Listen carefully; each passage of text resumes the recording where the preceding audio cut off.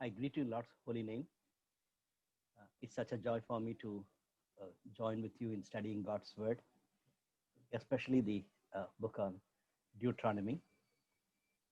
I requested dear Namrata, a young graduate from Tirupati, to lead us in prayer this evening as we'll continue our study from the book of Deuteronomy. Namrata. Yes, thank you, Lord, for giving us this beautiful evening, Lord, and to study and to gather with everyone uh, in this Bible study, Lord.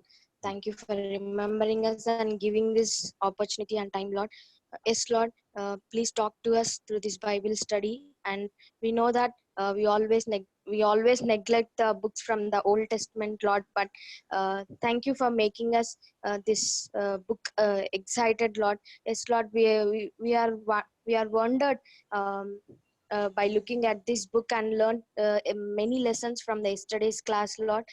Thank you, Lord. Please remember everyone who has gathered here, Lord, especially Selvin Uncle, Lord. Please give him good health and help him to recover soon and discharge quickly from the hospital, Lord. And still, remember everyone who are in need. Everyone who joined in the Bible study, Lord, please talk to us in this Bible study, especially, Lord. Everyone with personally, please talk to us and give, please make this time meaningful, Lord. Remember Billy Uncle in your presence, Lord. Help him and give him good health, and please help him in this Bible study, Lord. Please talk to us and make this time wonderful, Lord. In Jesus' name we ask and pray, amen. Amen. Thank you so much, dear Namrata, for that wonderful prayer. Yesterday, when we started, we looked at the importance of the book of Deuteronomy, both for the Jewish and Christian audience. It was very important. And when you look at the Old Testament, Deuteronomy plays a very important role. Even in the life of Jesus, it was very important. And it really motivates us to give more importance to the book of Deuteronomy. What we do in this 4 hours, it's very, very minimum. Even if you want to read all the 34 books, 34 chapters, I just noted down, it will take 4 hours. So it is not at all possible for us to do a thorough study, but it's just an overview and we need to be excited. Even this evening, there are lovely passages I wanted to highlight. My only humble request to you is take passages and study more so that you will be excited. Yesterday we saw 8 verbs. I was quite excited about it. And also 4 nouns which are connected with the law in this book. And we need to make note of these verbs and how much it communicates to us the importance of loving God and having fear on Him, and to uh, cleave with Him and to keep His words, how much we need to honor Him. That's what we have looked at yesterday. And even today, as we are going to read a big portion, all these verbs are coming again and again. It reminds us of being active in our relationship with the Lord. It's not that one day we accepted Christ and we can lead just an ordinary life. It's not at all possible after looking at this powerful book, Deuteronomy. In the end, we couldn't do full justice to all the 4 chapters, but at least we could see the first chapter in the light of leadership qualities of Moses. I was very much encouraged by the response from you. And even as we looked at the life of Moses, he was not only leading them from Egypt to Canaan, but he was so faithful in taking God's word and passing on to his generation and the generation next. Deuteronomy is talking about completely Moses' wonderful leadership in come to an end, but it was coming into the climax. We were excited to look at Moses' life, And in the end, we looked at the God of Israel. It is very, very important. Our life should be centered around God, not with leaders like Moses and Joshua, though they are all important people in the character study. We need to look at what God has done through them and where is God. And even today, as we are studying this passage, let's remember this. God is in the center of our life. And God is, our life story is God's story. That's the way we have to look at it, so that we'll be excited to love Him and to obey Him and to honor Him. This evening, we are going to look at a bigger portion than yesterday, but compared to tomorrow, this is a little smaller. And the title could be Expounding the Covenant. Yesterday we saw the covenant, how it has come, the historical background of the people of Israel we looked at. And now we see that how the covenant God has made with His people in Horeb or Sinai, Mount Sinai. It's clearly highlighted here. For our convenience, I have 4 headings. Definitely, you can have more headings for these passages. Even under these passages, you can have more subheadings. And you'll be excited to study. That's what I strongly recommend. You have to take these chapters and passages and have a thorough study in detail. Right after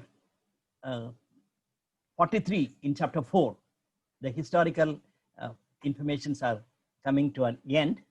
Then Moses started saying that these are the second message I wanted to pass it on to you about the covenant faith. Then in chapter 7, he talks about God's dealing with His people as you enter into the new land and how you have to be. That's what he is communicating. Chapter 8, 9, and 10, of portion of 10, talks about lessons from the past. And the dangers of prosperity is highlighted in this passage. That's a very serious passage, learning from the past. And in the end, there's a clear-cut call to commitment.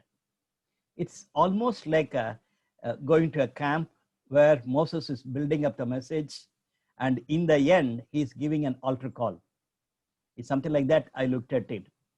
So if you are asked to take a series of sessions in a camp or a conference, this passage could be a very beautiful passage. And in the end, you can lead people to make a commitment. That's the way I look at it. What God requires of you is a question Moses is raising, and he is giving a beautiful answer as part of our commitment towards God. So it's a big passage, and we cannot read the whole many passages in these chapters, but I requested dear John Bin from Meghalaya to read this passage for us. He is ready. Deuteronomy chapter 6 verses 1 to 12. But John Bin is a staff of USA Meghalaya. Okay, yes. Thank you, Ankur. Thank you. Okay, I'll be reading Deuteronomy chapter 6 verse 1 to 12. These are the commands, decrees, and laws the Lord your God directed me to teach you to observe in the land that you are crossing to Jordan to possess, so that you, your children, and their children after them may fear the Lord your God as long as you live by keeping all His decrees and commands that I give you, and so that you may enjoy long life. Hear, Israel, and be careful to obey, so that it may go well with you, and that you may increase greatly in a land flowing with milk and honey, just as the Lord the God of your ancestor promised you. Hear, O Israel, the Lord our God, the Lord is one. Love the Lord your God with all your heart and with all your soul and with all your strength. These commandments that I give you today are to be on your hearts. Impress them on your children. Talk about them when you sit at home and when you walk along the road, when you lie down and when you get up. Tie them as a symbols on your hands and bind them on your foreheads. Write them on the door frames on your houses and on your gates. When the Lord your God brings you into the land he swore to your fathers, the Abrahams, Isaac, and Jacob, to give you a land with large flourishing, the city you did not build, the houses filled with all kinds of good things you did not provide, wells you did not dig, and vineyards and all olive crops you did not plant.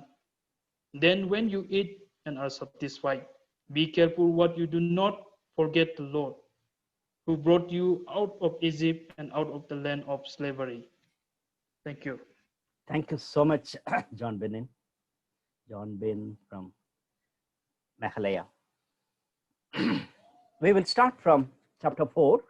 In the last portion, it's something like an introduction to the second message. There he says, this is the law Moses set before the Israelites.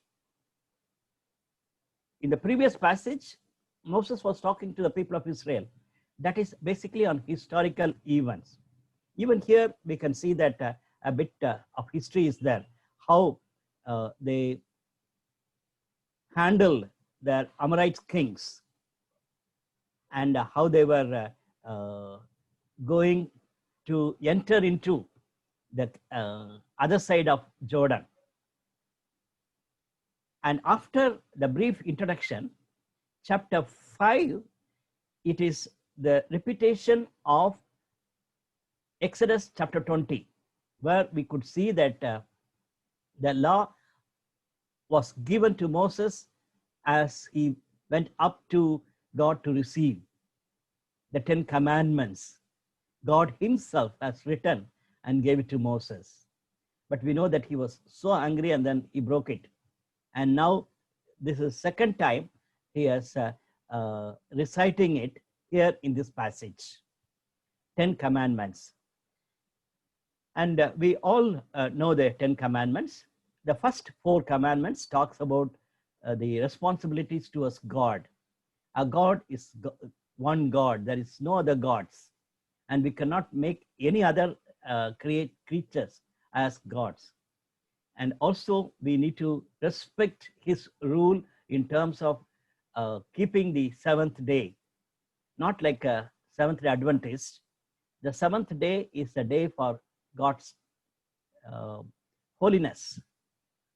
And everything, he talks about it in the 4 commandments. And the next 6 commandments talk about life in the society and the way in which we respect our parents, the way in which we relate with others. Some of them are in simple lines. You shall not murder, you shall not commit adultery, you shall not steal. But everything can come under, if you love others, we won't do that. Lust will make everything hopeless. Because of lust, we may fall into many, many temptations. The last one, don't covet. And love should be the main criteria for us to honor him. And also to respect others in love. We know that Jesus has brought it very beautifully. He said, all this, we can combine it with 2 things. The primary one is love God, love your God with all your heart. And the next second one, he said, love others as you love yourself. He put together, and then this is a condensed version of 10 commandments. Not only that, Jesus was so much concerned about those people who wanted to follow the Ten Commandments, but they're nullifying God's word. Look at Mark 7th chapter. Because of the big passage, I'm just going a bit fast. Verse 9, it says, you have a fine way of setting aside the commands of God in order to observe your own traditions. Moses told you, honor your father and mother. If you're not in a position to do it, you pay a fees and let others take care of it. Something like that. And these people take that tradition. I won't take care of my parents, and it's a big problem for me, but let me pay this money. So because of the hardness of the heart, Moses has given such things, and they were holding on to that tradition. In the end, in 13th verse, he says, Jesus said, thus you nullify the word of God by your tradition that you have handed down. And you do many things like that. You do many things like that. My dear brothers and sisters, we are warned. We need to be very careful. It's not that we have to follow the 10 Commandments, but I really want you to consider the laws of God, otherwise the word of God. How do we obey that? With our own traditions, or we talk about it, but we are not doing it. For example, in USA Circle, normally we talk about the core value is God's word centered. But I clearly remember in 2004, when we had our USA Golden Jubilee Conference at Vijayawada, the keynote address was given by our dear brother L.T. Jayachandran. I could clearly remember the first point he mentioned. He brought out some specific points for USA to consider.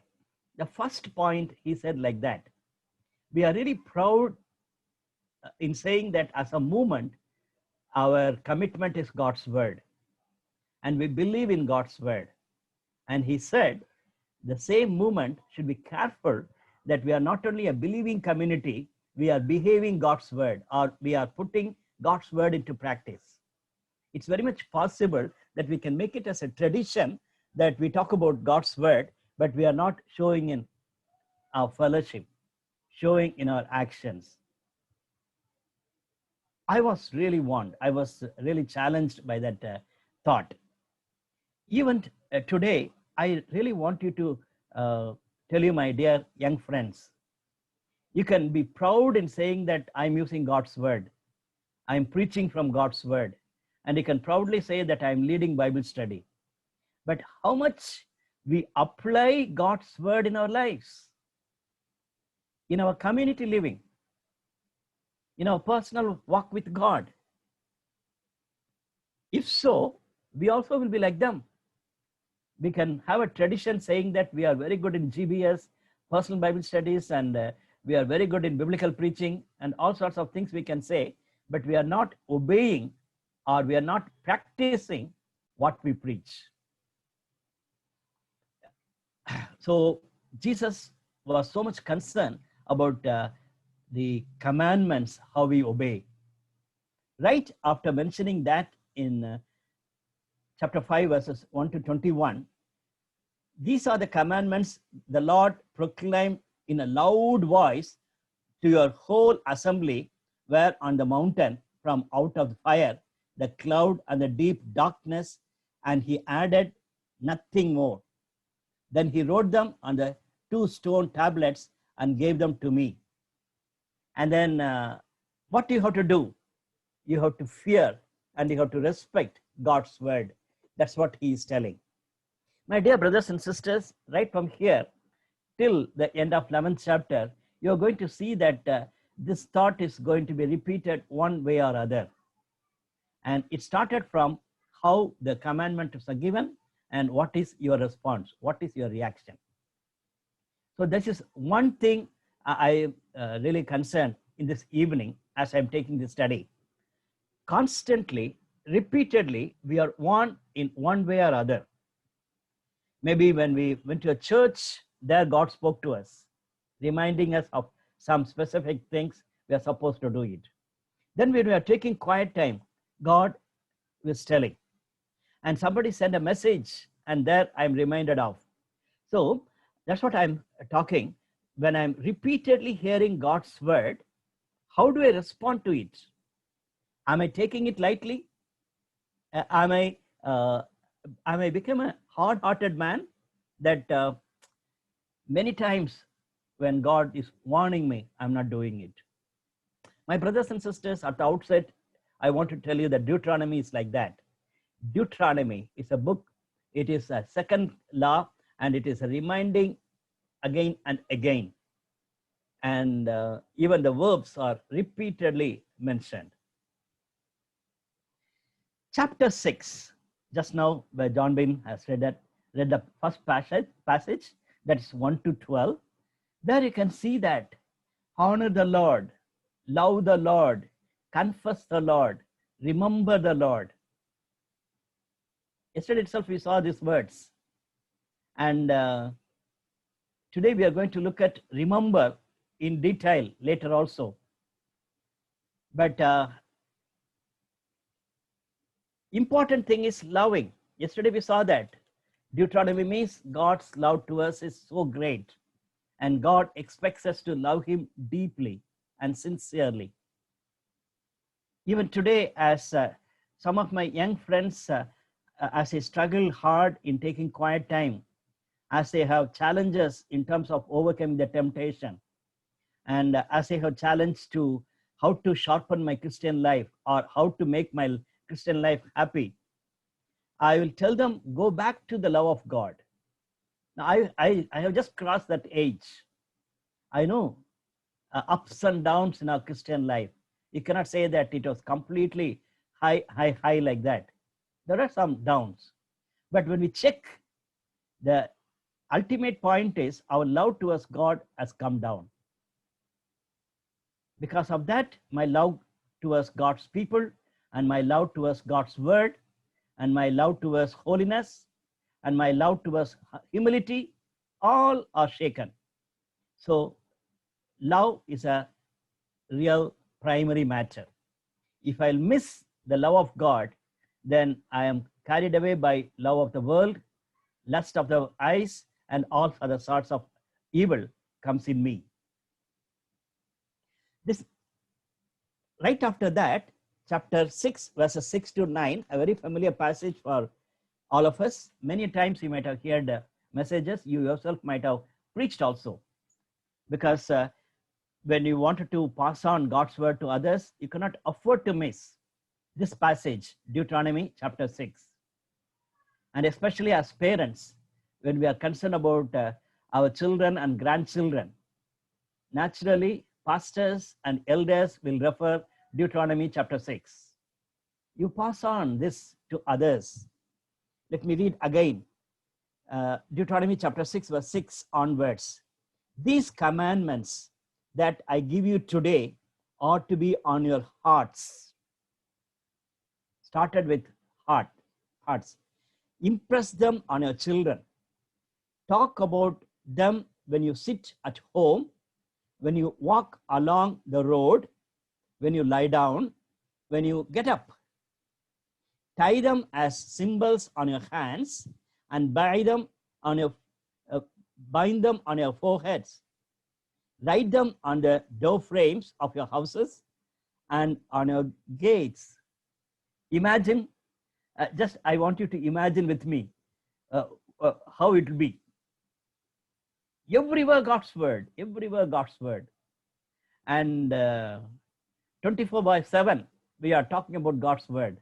Walking, lying down and sitting, every time. What do we really mean by that? We need to take note of it. I really wanted to stress that point. It is true. Some of us in Facebook and in our DP pictures, filled with God's word. And some of my WhatsApp groups, I have to confess that without noting the reference, I will delete it. Because out of context, Bible verses are coming like anything. I don't want to mention anybody for that matter, the names from the sources, but they read the portion and one verse has come afresh. I do not know. Otherwise, whether they looked at the calendar where Christian words are there and just put it in the WhatsApp group. They do not know who are the people who are going to read. My goodness, filled with words, Bible verses. And some of the campuses, Christian campuses, filled with Bible verses. Some of the church hall and even the outside of the church, everywhere God's word. And then they quote this verse. It is mentioned like that. Please stop and think. I want you to think. I am not against anybody for that matter. If you keep your DP picture as a Bible verse, fine. If you have the habit of sending Bible verses, fine. And your house is filled with God's word, praise God. Instead of having many, many Jesus pictures, better to have many Bible verses. And your campuses. But my only point is, be careful. Be doubly careful. You can have a nice verse, but if your life is different, better to remove it from the DP picture. Better you remove it from home. Don't simply say that I will not obey that verse, but this verse is for others' sake. That's not at all right. Let me give a very simple example. When we were in Highfield, there was a real pressure from some of my very good friends, because in Highfield we have big trees, and we have kept almost 2 acres of land for woods. And somebody came and told me, Billy, why don't you have Bible verses in all the trees? When our students and graduates and staff workers, when they go into the woods, they can see that verses and they can be, they can remember God's calling in their life and they can be blessed. Oh, great idea. But I took time. Then I discussed with my colleagues. Then somehow I told them, we can fill with nice, colorful verses. But if you're not living like that in the campus, that's no use. I have seen some campuses, especially in my state, where it's filled with God's word, but the life is not at all there. Life has gone, but only words are there. The spirit has gone, but the words are there. My goodness. Then I felt it's not a very good idea. But one senior graduate who came to Highfield for some other program, he was sitting on a stone, and then as he was taking the morning meditation, he strongly felt the need, and then he came to me. He's a very senior person. In fact, in 1964, when he came to an EU camp, there he accepted Christ. And 2014, he came back. Okay, his 50th spiritual anniversary. Then he went to the same room where he accepted Jesus Christ as his personal savior. And then he was so much excited about his 50th birthday. And as he saw that verse, then he asked me, Billy, I have a request. God told me very clearly, you paint it in white and write the words on the stone. Then I told him my convictions, but because of his deep desire, I told him there are some exceptions, because we keep the promise of God, which was given to Mrs. Terrett. That is a Bible verse. So prominently we kept it. Haggai chapter 2 verse 9. It's very prominently we kept. Nothing wrong in that, because it's a promise. It was given to Mrs. Terrett, Eloise Terrett. And this brother, when he told me, then we did it. We painted white to the stones, and we put all the 9 fruit of the Spirit. That is the fruit of the Spirit in the 9 words. We kept it. Only in one place I have done it. Anyway, some of my friends are not happy because Highfield does not have Bible verses.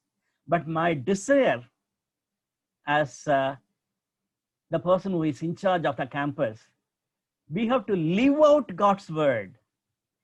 And when people come, they have to see the love of God.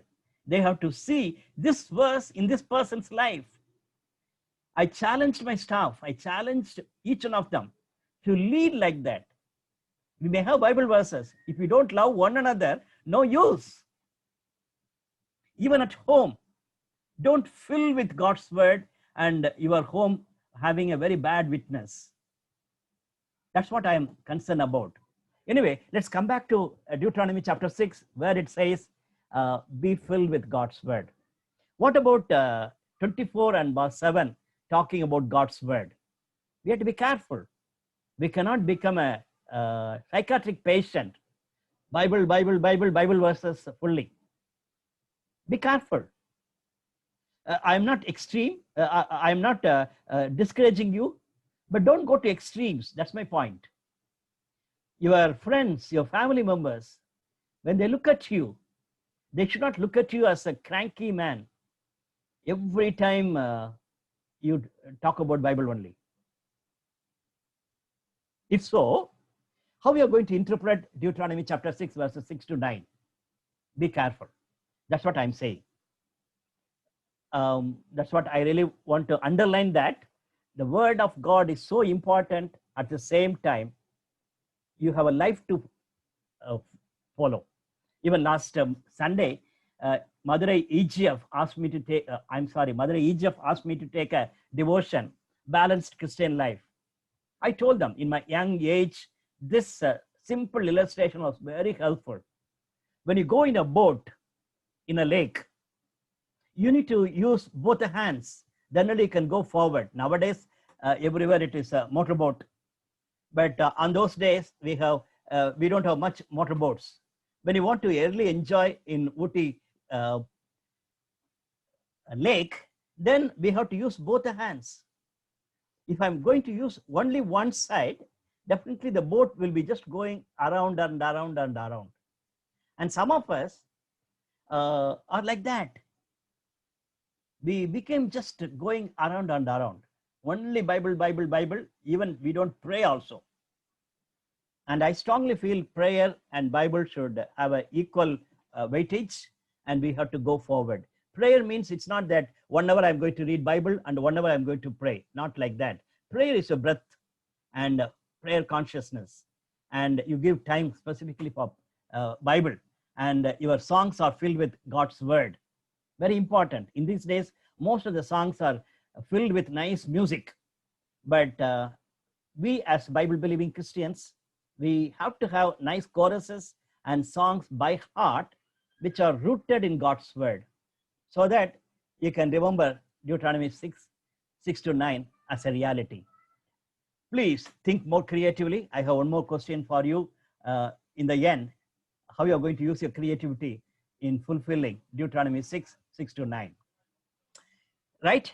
And after that, he talks about serve the Lord faithfully. Chapter 7, very interesting chapter. You have to enjoy studying that chapter.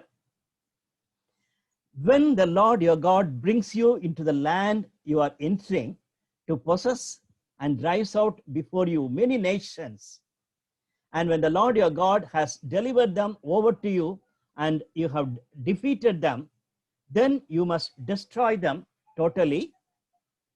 Then it says, make no treaty with them and show them no mercy. And then it's talking about the holiness. You are a holy people. And it's not that we have a title called, in the head we are writing as holy people. We love our holy God and we reflect his character in our life. And other people, they don't like a holy God, so we need to handle them in that way. And the first paragraph talks about holiness of God.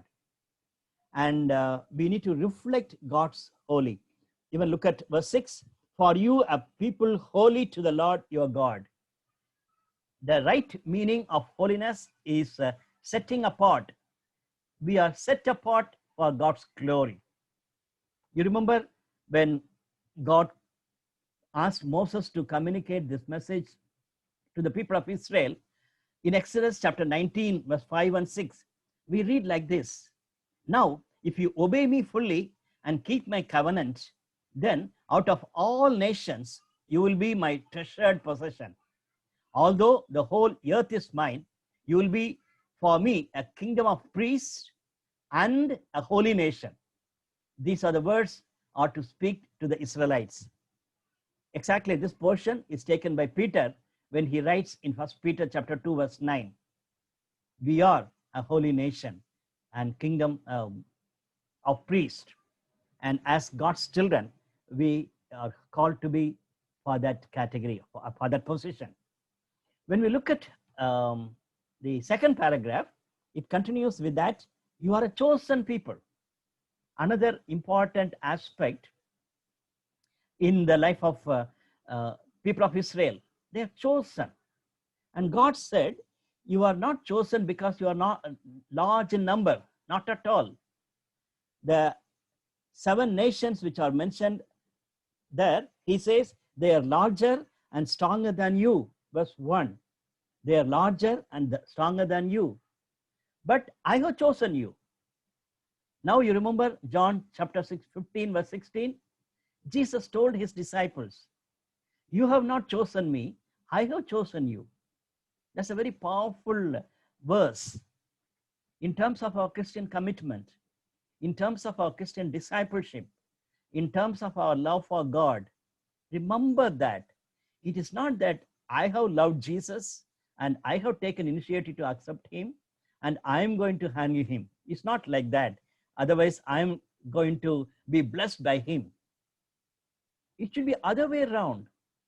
He has chosen me, he has saved me, and he is protecting me, and he is using me. Everything is centered around him. He told his disciples, John 15, 16. If you haven't memorized it, definitely you have to memorize this verse. You have not chosen me, I have chosen you. And it's not only for individually, even as a group of people, we need to make note of it. How much we are excited as you and EGF, as a church group. We are chosen people, not because we are smart, not because we are large in number, not because we are rich, basically because of his mercy and basically because of his grace. That's what exactly we read from the history of Israel. Third one, verses 17 onwards, there he says, you may say to yourselves, these nations are stronger than we are. How can we drive them out? But you do not be afraid of them. Remember well that the Lord your God did Pharaoh and to all people. And it's talking about you are a secured people. God has protected you. God is the one who is taking care of. Even in the beginning, we hear about it, the way in which God protected these people. And security comes from God. In the Bible, many times we read that. And we know that. But sometimes we are afraid. The security comes from God. As a New Testament Christian, we know that in Christ we are secure. In Christ we are secure. That's what the strong theology of Paul. Paul says, in Christ we are complete. In Christ we are secured. My dear brothers and sisters, in this evening, if we have any struggle in terms of our spiritual commitment, look at these 3 words. I am set apart for God. I am chosen by God. I am so secured in God. Praise God. We need to be excited that we have this assurance. In case if you have any doubts, go back to Deuteronomy chapter 7. Chapter 8 onwards, we could see that there's a shift. The shift is lessons from the past. Very clearly he talks about it. Be careful to follow every command I'm giving you today, so that you may live and increase and may enter and possess the land the Lord promised on oath to your ancestors. You see, these phrases are coming again and again. That's what I told you. But here we see that in the first paragraph, God talks about disciplining. He humbled you, causing you to hunger, and then feeding you with manna, where neither you nor your ancestors had known, to teach you that man does not live on bread alone. Jesus used it for his temptation, to face his temptation, but the context is very clear. And Moses is saying, God was disciplining you. You didn't have patience. You reacted very badly. You said, how I wish that I was in Egypt. My dear brothers and sisters, how true in many of our believers' life. They wanted to go back so that they can enjoy the old sins. They can lead a loose life just when they have little difficulties. And they don't consider that God is disciplining. Last week, we studied Hebrews chapter 12. We didn't have much time to look at the passage, but I told you that Hebrews chapter 12 is a very important passage when you consider the book. There it says from verse 3 onwards, when God loves somebody, he's disciplining him, disciplining her. So don't take God's discipline lightly. That's what the author to Hebrews writes very clearly. Even today, we are reminded in this passage. And remember God's blessings. Verses 7 to 10. Look back and how the Lord has blessed you. All of us can look back. We may not proudly say in terms of worldly things. Some of our relatives, some of our church members, some of our non-Christian friends, that's the way they look at you. You are not the A+ student, or you didn't get a job immediately. Many of my friends got a campus interview, but you didn't get it. All sorts of things they mention.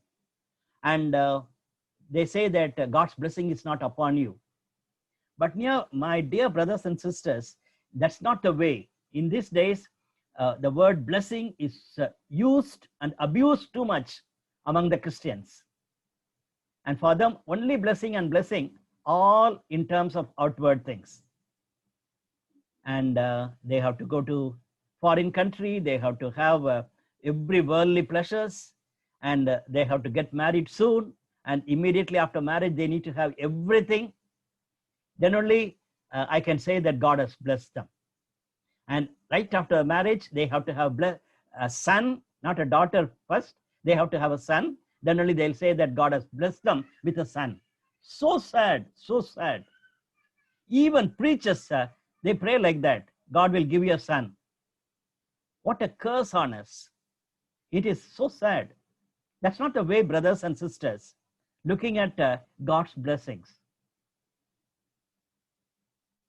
Third one, the blessings gives us a danger of prosperity. You need to take time to read that passage. In the Tamil group, I read that passage because I'm very much burdened about it. When you are blessed with various things, be careful. You will be held up in the danger of prosperity. All of us, it's a challenge, not only for young people, all of us. And I know that some of you are in the middle age.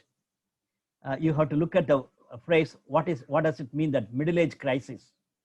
There are various issues related to middle age crisis. One of the things of middle age crisis is settling down and looking at the prosperity as an end, not as a means for our Christian life.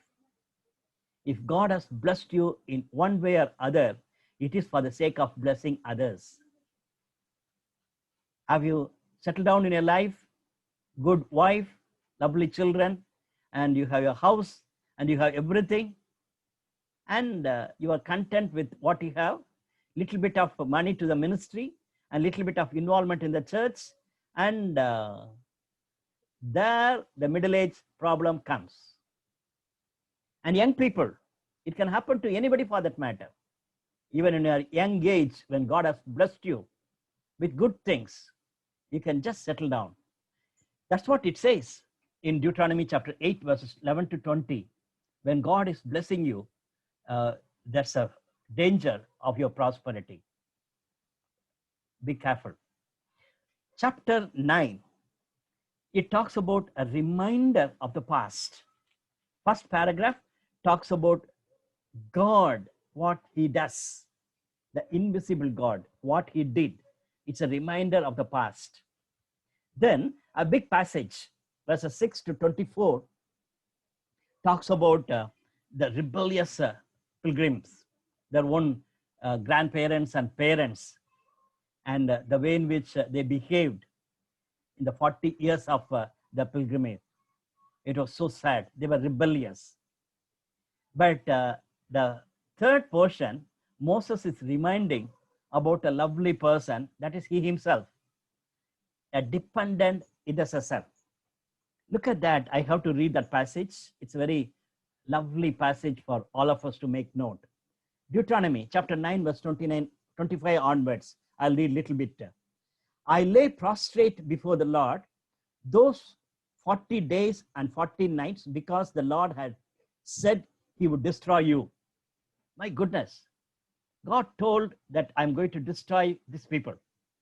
Then 40 days, Moses could be in the presence of God.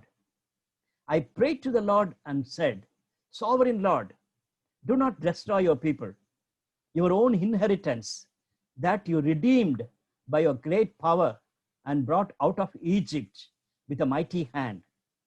Remember your servants, Abraham, Isaac, and Jacob.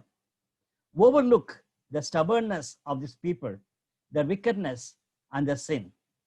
Otherwise, the country from which you brought us will say, because the Lord was not able to take them into the land he had promised them, and because he hated them, he brought them out to put them to death in the wilderness. But they are your people, your inheritance that you brought out of your great power and your outstretched arm. Look at that dependent intercessor, Moses. And it's a real beautiful reminder from the past. My dear brothers and sisters, I know that you had a past like that. You are an intercessor. How much you prayed for others, how much you are passionate about your friends. But now, where you stand, where I'm standing in terms of interceding for others. Look at this intercessory prayer of Moses. It was very strong. Let's go forward. Verse 1 to 11 in chapter 10 talks about recalling the events in Horeb. It's not only a reminder, Moses is recalling. There the highlight is God's sovereignty or God's love towards his people. In fact, God's mercy, God's generosity of his love towards his people. What a powerful passage it is. And the way in which God, in his mercy, he is supposed to get rid of all these people. He really wanted to punish them, not only punish them, he wanted to remove them from his face. But God, in his mercy, helped them. Right from verse 1 onwards, we could see that God gives them the second time the word. God gives them the successor for Aaron, and God was very much loving them in taking care of their spiritual needs. It's a beautiful recalling of what has happened in Sinai. Even this evening, I want to tell you, friends, our God is not very angry with you. He is merciful. Even when we come back to him, the way in which he loves you and the way in which he builds you up and he builds up your community. He builds up your family. It's true. Only thing is, we need to go back to him. We need to learn from the history. Last passage, it is a beautiful thought on call to commitment. When I prepared this passage, these passages, I was looking at something like a camp or conference. It's almost like an altar call. The last portion, that is chapter 11, verses 26 to 32, is something like a call for decision. It's an altar call. You take a decision. Either you want to be faithful to God, or you wanted to choose the curse of God. That's the way he closed. Before that, 3 portions. Chapter 10, verses 12 onwards, as I told you earlier, the Lord's requirement of you is clearly mentioned here. Deuteronomy chapter 10, verses 12, actually till 22 you can read. At least I'll read 2 verses. And now Israel, what does the Lord your God ask of you, but to fear the Lord your God, to walk in obedience to him, to love him, to serve the Lord your God with all your heart and with all your soul, and to observe the Lord's commands and decrees that I'm giving you today for your own good. Very clear, very clear. 5 verbs: fear, walk, love, serve, observe. When we look at these 2 verses, I'm sure that immediately you remember the very important verse in the Old Testament. When we looked at Micah, we have seen it. Chapter 6, verse 8. He has shown you, O mortal, what is good, and what does the Lord require of you. Exactly the same phrase he is using. To act justly, and to love mercy, and to walk humbly with your God. And here there are 5 verbs are highlighted. Chapter 11, verse 1 to 9 is a long sentence. Even in English, you can see that comma, comma, comma, it's coming. It's supposed to be a long sentence. Something like Ephesians chapter 1, verse 3 to 14. That's a very long sentence by Paul. And here it is in Deuteronomy 11. It is a relationship between obedience and blessings. Very clear. If you obey him, you'll be blessed. God will take care of you. God will make it. If you'll disobey him, you cannot experience God's blessing in your life. Message is very clear. Then, chapter 11, verse 10 onwards, you can see a slight change. Same thing about obedience and obedient people, but it is talking about the land. It's not only your own personal life. The land will be blessed. The land will have rain, and the land will produce. That's what God is talking about. My dear brothers and sisters, what a powerful passage it is in Deuteronomy. God is interested in land, and God is interested in blessing us as God's people so that we'll be a blessing to the land. The nature is cursed because of sin. Even today, we are making the curse to continue. The land is not being blessed. During this corona, COVID-19, many times you might have heard this verse, 2 Chronicles chapter 7, verse 14.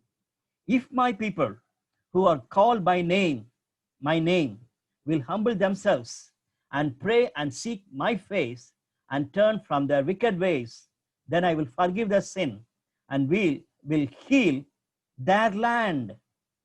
It could be your nation. It could be your own state. It could be your own town, or it could be your neighborhood.